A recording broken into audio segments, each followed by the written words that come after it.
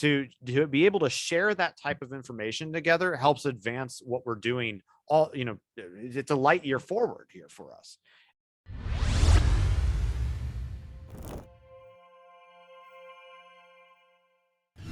Dr. Horn mentioned the journal publication.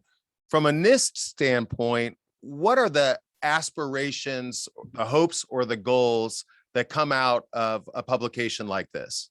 So the journal compilation of articles really helps set the stage and have a single compilation of the latest state of the art of the field for UV measurements and how those are related in the physical sense and also in the biological sense. We have some really great papers compiling information to date on dose response behaviors for numerous biological species.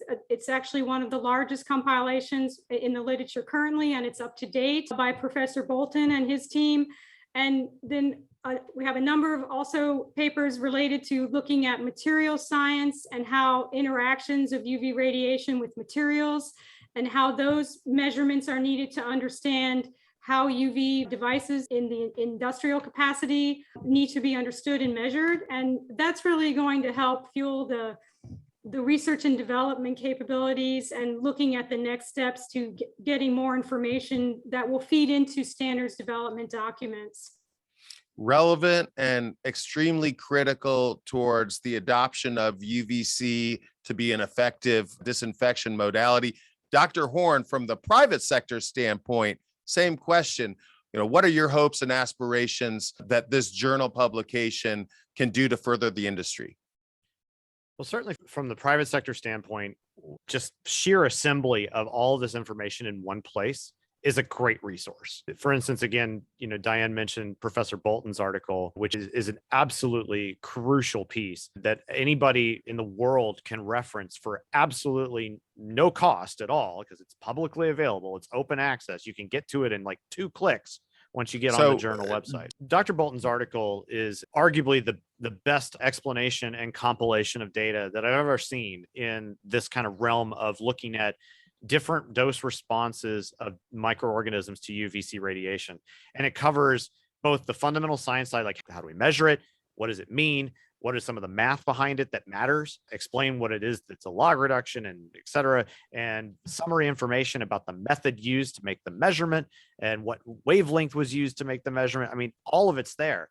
So that's one thing that's great from a private sector perspective, is just having the data is a big, big deal. If we don't have data to reference, what are we doing? And furthermore, there's a number of papers in the special section that kind of give thought processes and methods to address like design considerations. If you're experienced with UV at all, that it's not just some point and click method to get yourself a device. There's a lot of different things that you have to consider in the design and implementation of such a device.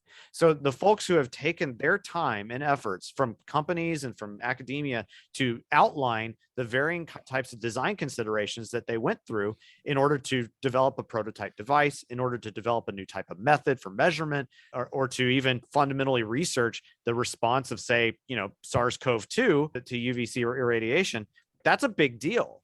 To be able to share that type of information together helps advance what we're doing. It's a light year forward here for us. Otherwise, we'll all be chasing around the same tree and not knowing whether or not we're actually in the right spot at all. So I think it's a great thing for industry to be able to have this type of public collaboration together to share the type of things that are important in order to be successful.